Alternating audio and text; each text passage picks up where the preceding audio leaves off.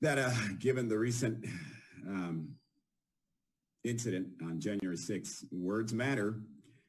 In the insurrection of January 6, 2021 at the United States Capitol building was inspired by reckless and irresponsible words.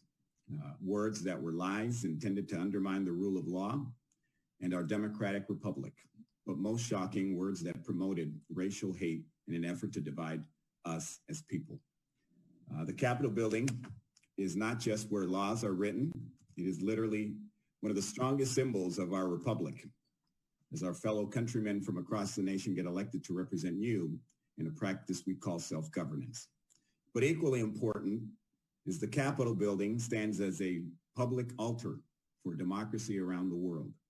All three branches of our government live on this altar. Every 2 years, Congress is sworn in on that altar. Every Supreme Court vacancy is confirmed on that altar.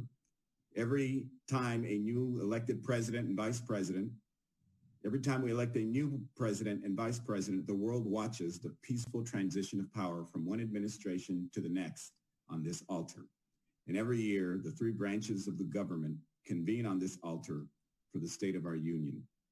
The insurrection of January 6th by so-called patriots, excuse me, by so-called patriots is a disgrace to our fundamental values of our nation.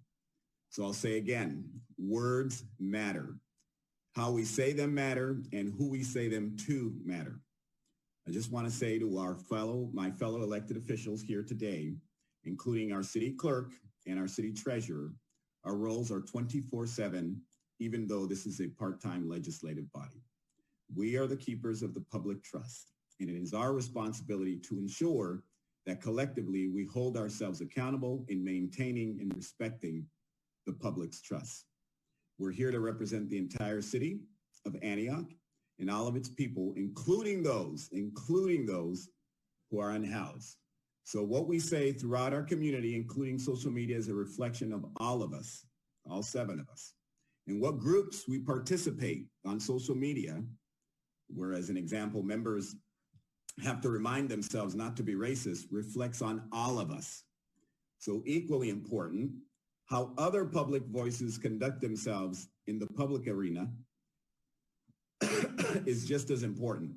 Nationally, we've witnessed the destruction that can occur when online platforms and bloggers help flame distrust of government, disinformation, and racist stereotypes. Locally, we have such bloggers who engage and also need to be held accountable for their deliberate efforts to undermine our local democratic institutions. We have to hold everybody accountable. Our city is a microcosm of our nation because of our diversity, our growing population, and because differences exist. So acknowledging, respecting different opinions, perspective, and ideals, as well as bringing them to the table, is not dividing us, but instead uniting us as we heal our differences towards a stronger tomorrow. So I just want to acknowledge some of the public comments tonight. Police reform has been an effort that we've been working on tirelessly for the last couple of months. The process that we're currently in, where we are participating in the Bridge the Gap conversations, was something that the public and the council decided to go forward on. So those conversations are coming. Immediately following those conversations on February 23rd, a study session to discuss police reform will begin.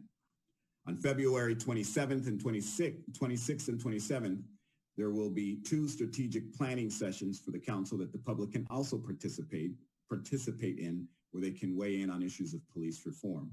The month of March will be dedicated to police reform in our city.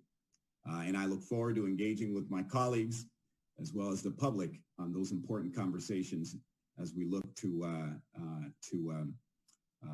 this very important issue that has been in the backdrop, or excuse me, in the backdrop of our community. So with that, those are my mayor's comments. And from there, we can move on to consent calendar. Never mind, we've done consent calendar. We move to